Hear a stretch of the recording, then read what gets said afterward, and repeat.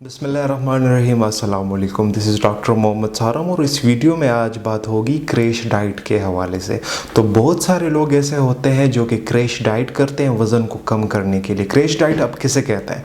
तो बहुत सारे लोग ऐसे होते हैं जो कि एक ही चीज़ पे स्टिक हो जाते हैं। बाज़ औक़ात लोग सिर्फ सूप पीते हैं, बाज़ औक़ात लोग सिर्फ सैलड्स खाते हैं, बाज़ औक़ात लोग सिर्फ बीन्स खाते हैं बॉयल्ड, बाज़ औक़ात सिर्फ योगर्ट खाते हैं।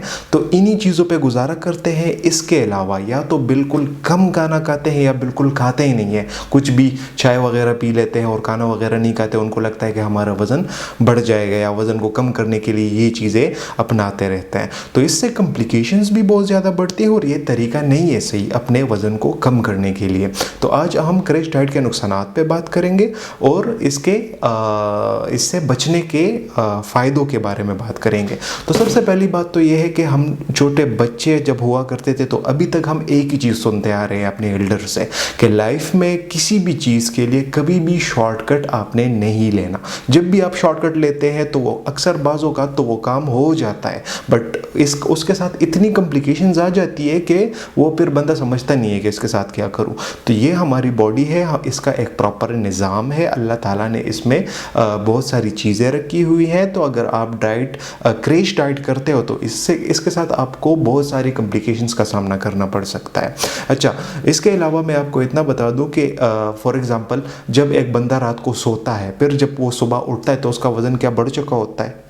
तो वज़न बढ़ता भी स्लोली है। तो हमें चाहिए कि हम अगर वज़न कम करते हैं तो उसको भी स्लोली कम करें, प्रॉपर तरीके के साथ, प्रॉपर एक्सरसाइज के साथ, प्रॉपर डाइट के साथ। अच्छा, अगर आपको डाइट के बारे में पता नहीं है या आपको नहीं है पता कि हमें वज़न कम करने के लिए क्या करना चाहिए या कौन से खाने खाने चाहिए या कैसे अपने डाइट को बैलेंस करना चाहिए, तो आप न्यूट्रिशनिस्ट के साथ बैठ जाएं या उनके साथ अपना ये प्रॉब्लम शेयर करें तो वो आपको न्यूट्रिशन के हवाले से गाइड कर सकेंगे। अच्छा, इसके अलावा आपने वॉक वगैरह करना है, एक्सरसाइज करना है, वॉक करना है, रनिंग करना है, स्विमिंग करना है, साइकिलिंग करना है। इसके अलावा आप स्विमिंग वगैरह कर सकते हो, बहुत सारे रास्ते हैं। इसके अलावा आप जिम भी जा सकते हो। अच्छा, अगर जिम के बारे में आपको पता नहीं है तो आप किसी भी जिम में जाके एडमिशन कराए, वहाँ आपको प्रॉपर ट्रेनर की हेल्प से आपको पता चल जाएगा कि कैसे क्या करना होता है। तो अगर आप ऐसे प्रॉपर वे इख्तियार करते हो वज़न कम करने के लिए तो उससे फ़ायदा क्या होता है?